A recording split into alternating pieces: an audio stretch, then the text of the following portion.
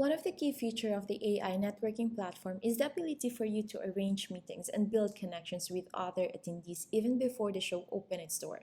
You'll find your recommendation list on the left navigation handbar or in the home feed section, Start Networking.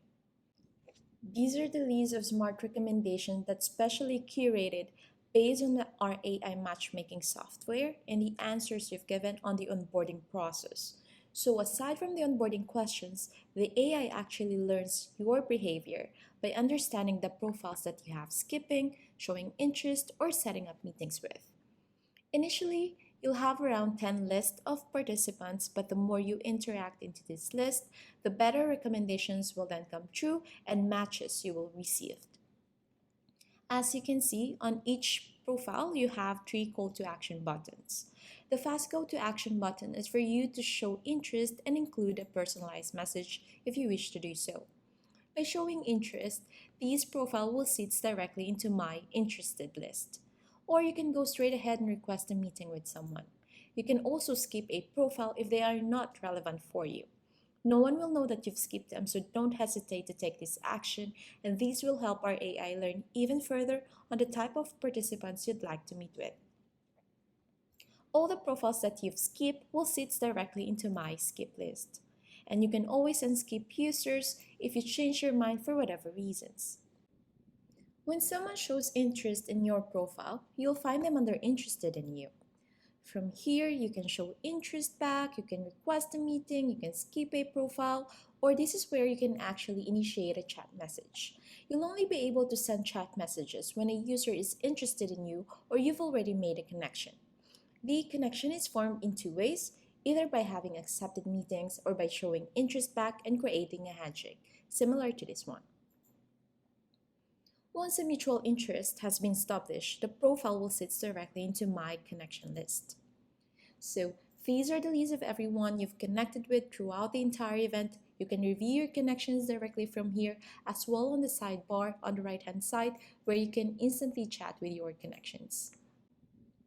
The application also allows you to freely network outside your recommendation list. You have other attendee listing right here for you to review or search for someone in particular using the search bar at the top.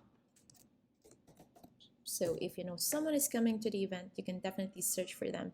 You can request a meeting directly or check out their profile first.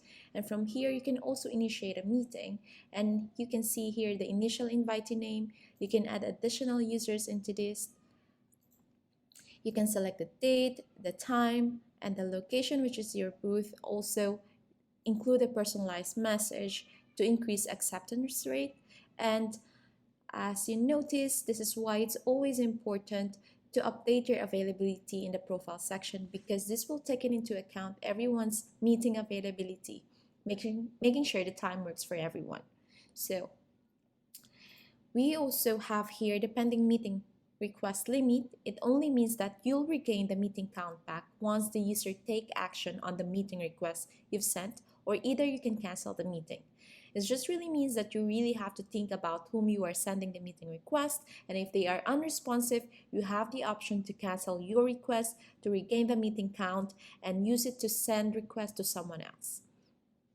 Once you've sent out the meeting request, an email notification will be sent to the participants, and they can either accept, decline, or ask to reschedule the meeting.